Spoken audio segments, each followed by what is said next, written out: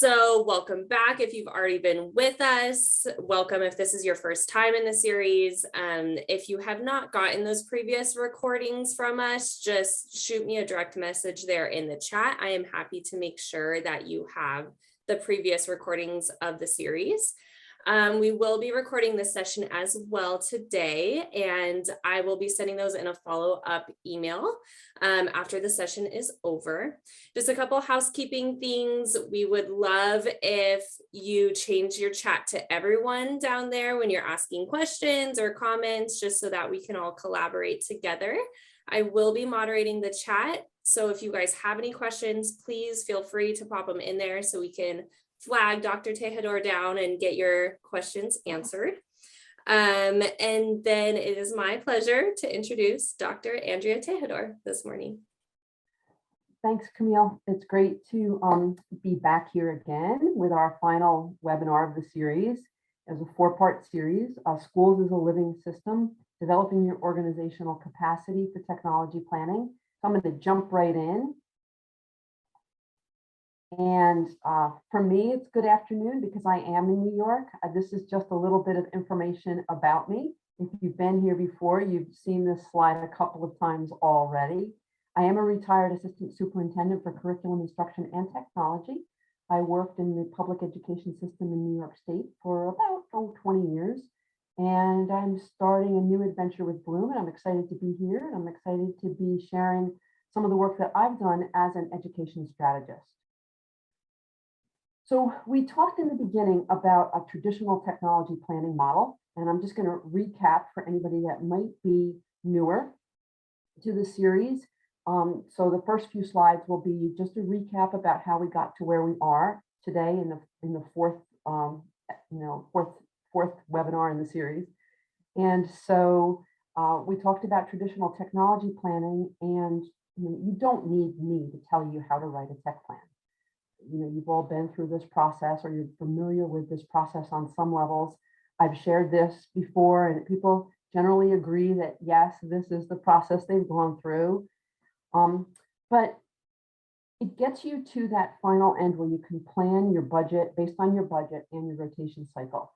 But it doesn't necessarily allow you to build the capacity within your organization for a bigger vision and to really go from the devices and the planning for the devices and the different technologies to really making it a part of what you do every day.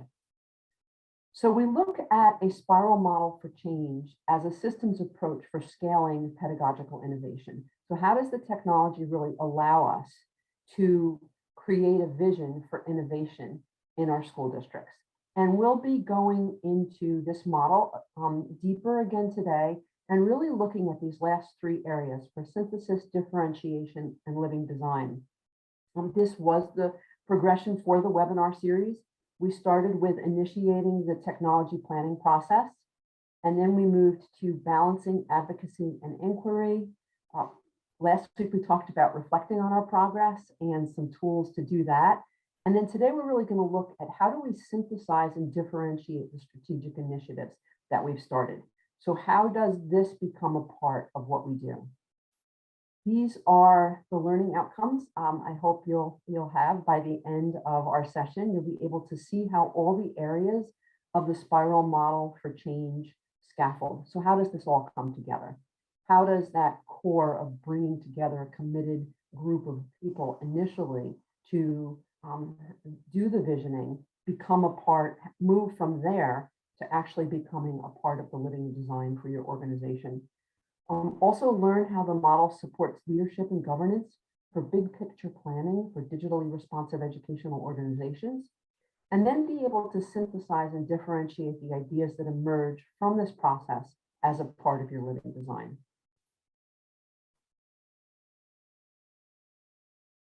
First webinar, we talked about hurdles, accelerators, and tech enablers that you're experiencing in your organizations. Some of you shared some of them. This is actually the list from COSIN. Every year, COSIN does an innovation survey.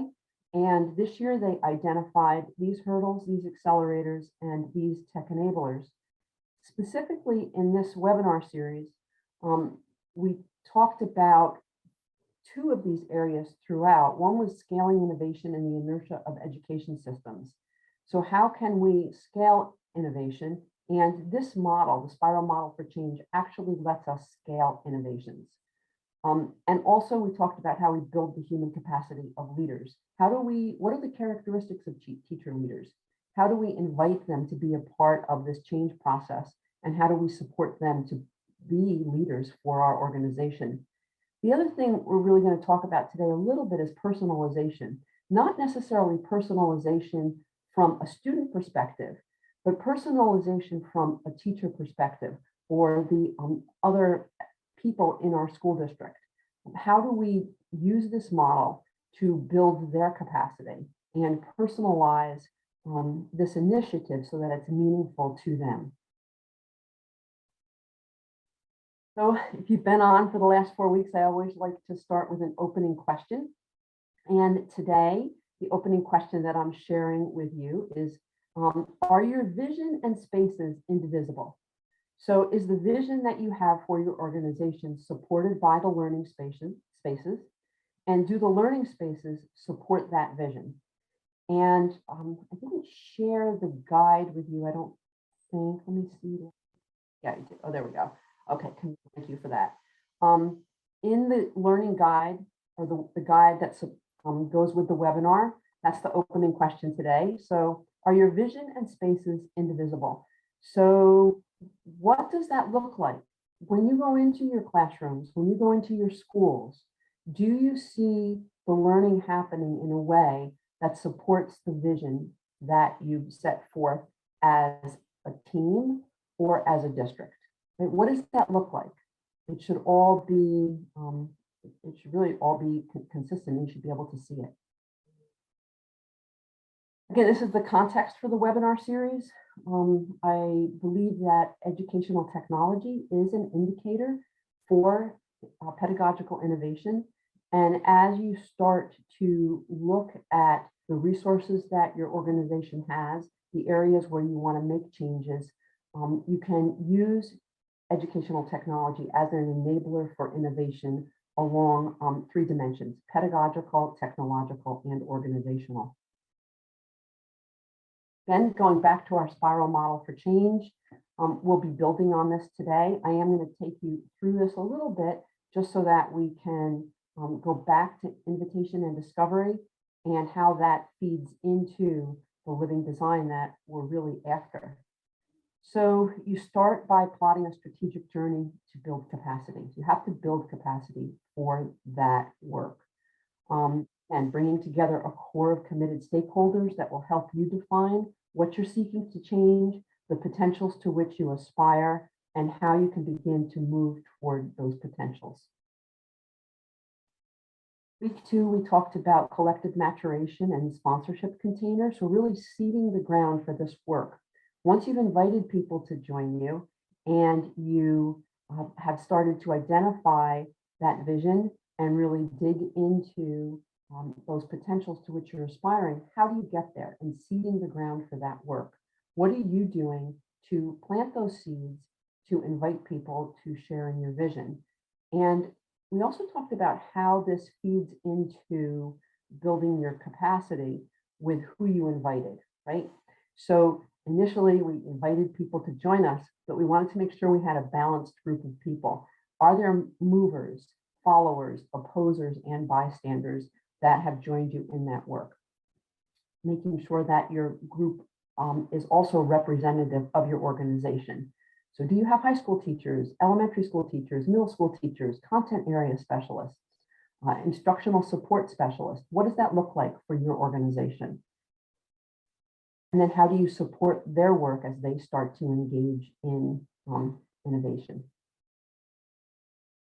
And last week, we talked about engaging the subsystems and suspending complexity and really looking at some strategies to embrace the complexity of this work. So how do we know that our work is yielding results? What is that we looked at as a group, as a team, of reflecting on your history and your shared history through this process, defining where you are today, and then looking at where you want to go in the future. Today, we're in that final stage of the work, and we're really going to see what we've created and what is our next step. And is this really a part of our living design? In week 2, we talked a little bit about creative tension, and we'll revisit that concept today because in your living design, you want to reconcile that vision versus the current reality. So the first stage, the first question I have here for under living design is, what are you trying to influence? So really looking at what you're trying to influence, the system we're trying to influence is, and being able to name that system.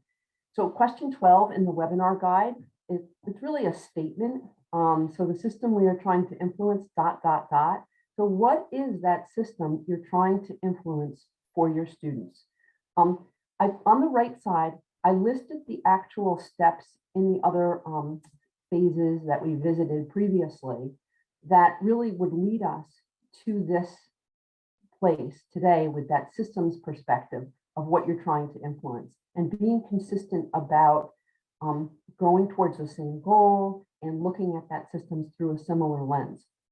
So in the invitation and discovery phase, you went through these questions. What is driving? You named what is driving you to seek change. You named the potentials to which you're trying to aspire. And you also named how you could move towards those potentials. You invited people to be a part of that conversation. With collective maturation and sponsorship, you built containers where people could experiment and they could start to explore how technologies could be used to engage students in different ways. And then when we engaged the subsystems, we really looked at the strategies that you could use to invite other people to be a part of that conversation. An example I had said was we want to name exactly what we're doing and be intentional about that naming. So we can't just say we're using Chromebooks in our classrooms. Well, that's fantastic that you have that resource available for your students, but what's happening as a result of having those Chromebooks?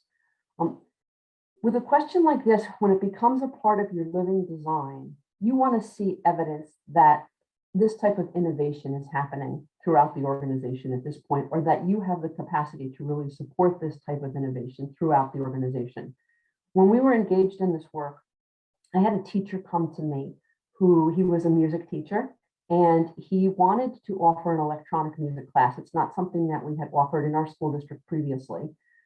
But he wanted to use Pro Tools specifically because it's an industry standard for his. So he wanted his students to leave really having mastery over Pro Tools so that if they wanted to, they could go out and get a job using those specific technologies. And so he came to me, he threw it out there. We did the research and we found that he could attend a course to become certified in Pro Tools. And then we would have access to all this additional technology and all these additional plugins for that software that he could use, that the kids could use. And every year he would go, every couple of years, he had to go back and be recertified for that work. So as a result of kind of setting the stage and building this framework, teachers could come and feel like they could be innovative. They could ask for support. They could go down different pathways. And essentially what they were doing was building their own containers for innovation. And it became my role as the leader for this initiative just to continue to support them, bring people together, keep the thinking going, and keep the pathway open for others that wanted to join the work and really do things a little bit differently.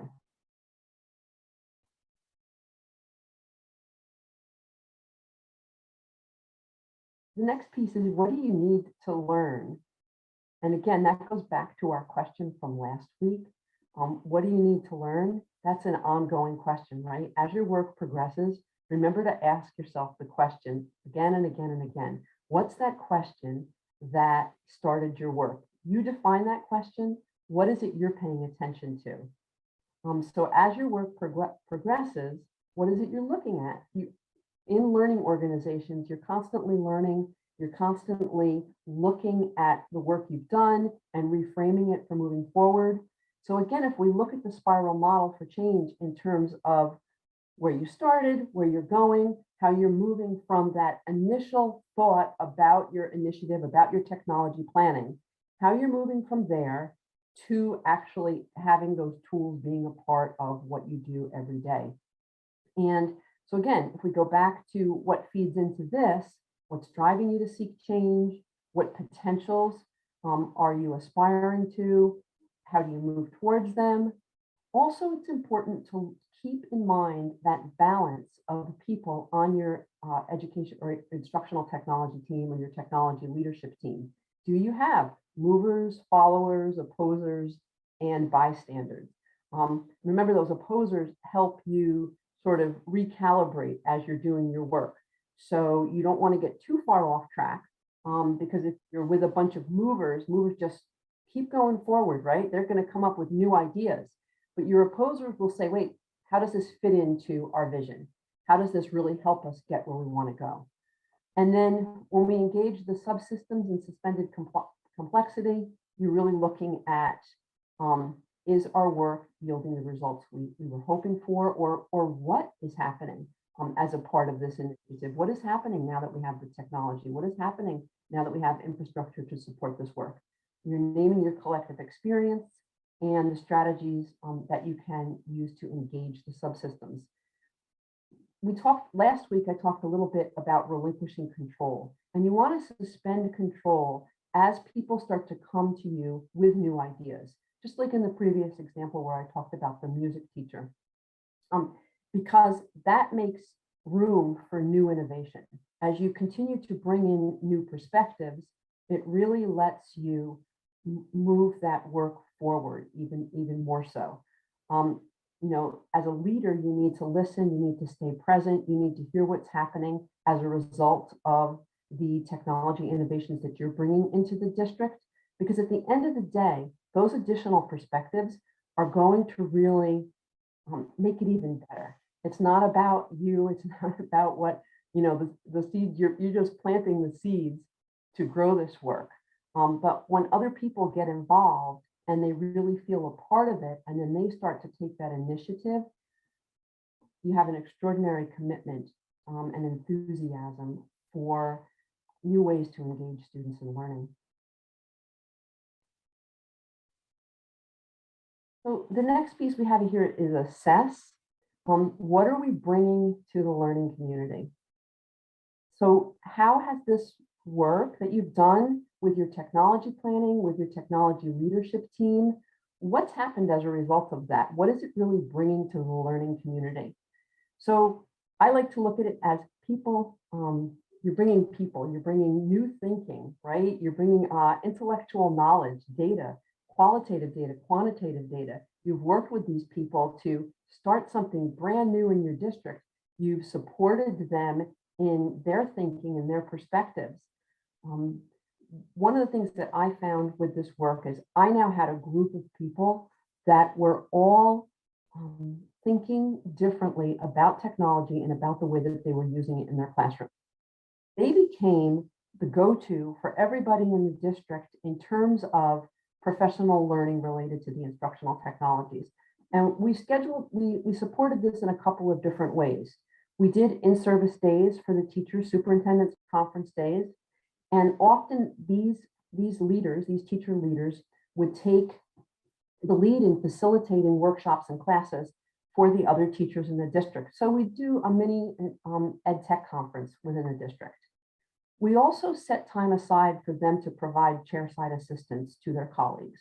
So some teachers might have heard that they're doing something really cool, right? And they want to learn about it, but I don't necessarily have 10 teachers that want to learn about it. There's one. So we would free the teacher expert up for a period, and he or she would go and consult with the other teacher to share what they had done. So we had sort of whole group instruction. We had whole day instruction from the perspective of superintendent's conference days. And then we would also free up teachers to be one-on-one consultants and experts for their colleagues. And that's how it moved from being in isolated classrooms to really seeing technologies being used on a more global basis. And these are the people that also saved us on March 13th in 2020 when we had to shut down as a result of the pandemic.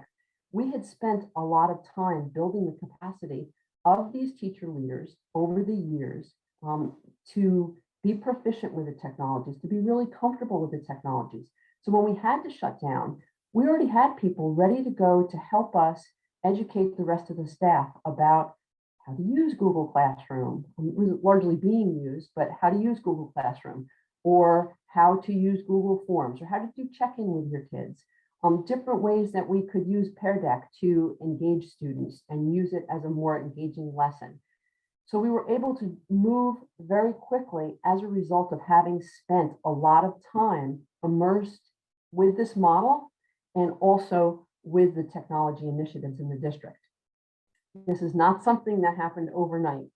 I've probably worked with these people or people in the technology leadership team for about a decade. So over 10 years, we were able to really make sure that we had the capacity to support any technology initiatives that we needed to roll out in the district. And they became my go-to for anything we wanted to do. And often they would come to me and ask me, hey, can we try this? Can we get licenses for this software? This is an interesting technology I've read about. Can we explore this a little bit more? So it went both ways. But in an emergency situation when we had to shut down, we were able to really make the shift very quickly to an online environment because we had these people ready to go. And it was really remarkable. They were fantastic and did a great job. So I want to bring us back to this question at the beginning. This was the first sort of guiding statement that I had and the first guiding question when we met on March 2nd. You have to have the audacity to think you can change something. And once you believe that, or once you see something that you want to change and you believe that you can, do you simply stare at what's horrible and forgive it? Or what do you want to change? Again, you want to believe that you can do it and you want to step into your role as a leader. And in our living design, what is one step we might take? That's where you really start to see that language changing. In that first stage, invitation and discovery, the prompt is, how do I step into my role as a leader? How do you step into your role as a leader? At this point, you're looking at that collective intelligence coming together and making those decisions together for the best interest of the organization or in the best interest of the organization. So you have a technology leadership team, and together you'll look at what you've done and what needs to happen next. So what have you created and what is our next step? And those are the prompts in the guide. I think it's 15. What have we created and what is our next step?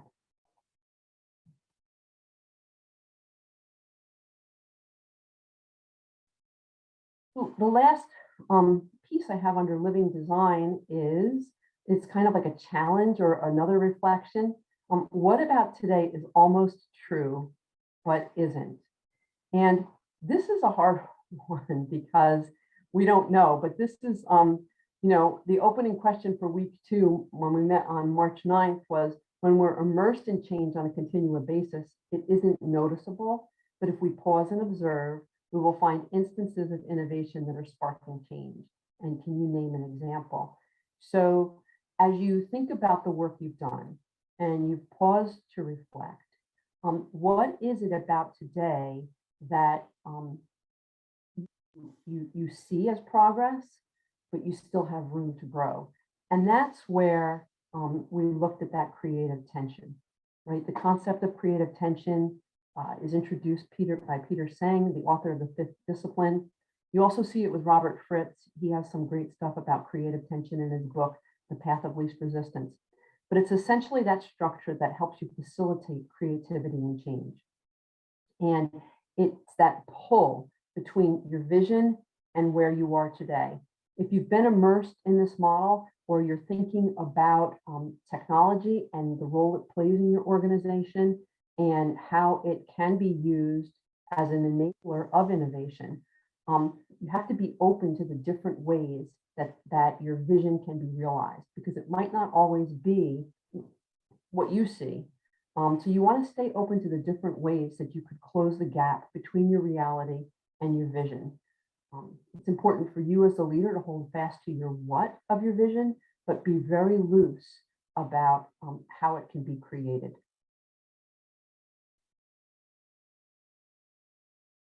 So the last few weeks I've ended with some prompts and questions that you could take from here and use as you bring this back to your organization. And I've used these prompts with my teachers and the people in my school district. So what song symbolizes your technology planning trajectory? How has the dialogue informed your understanding and the basis for your work? And are you ready to take the time and really listen? So I struggled with phrasing the last question because do you have the time to really listen? We never have enough time, right? So do you have the time? Is now the time to really listen? But if we're talking about you and how you step into your role as a leader and take the steps to initiate change, you have to be ready to take the time to really listen and dive deeply into the dialogue, about what your organization needs, your aspirations, and your commitment to make the change happen. It's not short-term work, it's long-term work. This process is a long-term commitment to change management, really, is what it is. And I can speak to it because I lived it for, like I said, about 10 years when I was in the district as the assistant superintendent. And over the course of that time, we probably had about 25% of the faculty participate in the technology leadership team. So it was very fluid. Sometimes people would come for a year and stay on the team for a year. Other people were on the technology leadership team for the full 10 years. It really depended on where they were at that time in their career and what their interest was. So it's about that fluidity. It's about staying committed to the process, and it's about really keeping those questions in mind. What's your vision and how are you going to get there? So this was our webinar series. We started on March 2nd, and we're ending the series today, March 4th. And my final consideration is if you can name one step you have already taken or one step you can take to look at how the initiative has manifested throughout your system, right? So if you started an initiative at one point, what's it look like today? Can you still find evidence of that work in your organization? In terms of technology planning, again, starting with a core group of people and growing that out. How have those technologies taken hold with student learning? How have they taken hold with teachers and in instruction?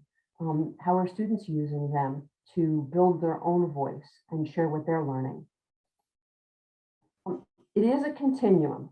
So you're not always living up here in terms of a living design when you've been through here. You're constantly spiraling back, inviting new people, building new containers, supporting new containers for inquiry, looking at your progress, naming what's been done, and then looking about how it can be applied in different parts of your organization. You might see it in instruction in one grade level and then see it instructionally in another grade level. I had a teacher a Spanish teacher who became very intrigued with BBOTs, and they decided that they wanted to use them for Spanish class. And so the students would, the high school students for Spanish used the BBOTs, which typically we used with preschool or kindergarten, and they actually used them to create directions on maps, and then the other students would have to read those directions and then recreate it with the BBOTs. So it was a way to engage the students in using the language to give directions and to become more proficient with the language, both writing and with reading. And so they had learned about the BBOTs from another teacher on the technology leadership team, and they became curious. They went to see it and use it in the classroom one day, and then they took them and started to use them in their Spanish class. So that's an example of differentiation, synthesis, buying the technologies, seeing them used in a different way, but taking them and building on it.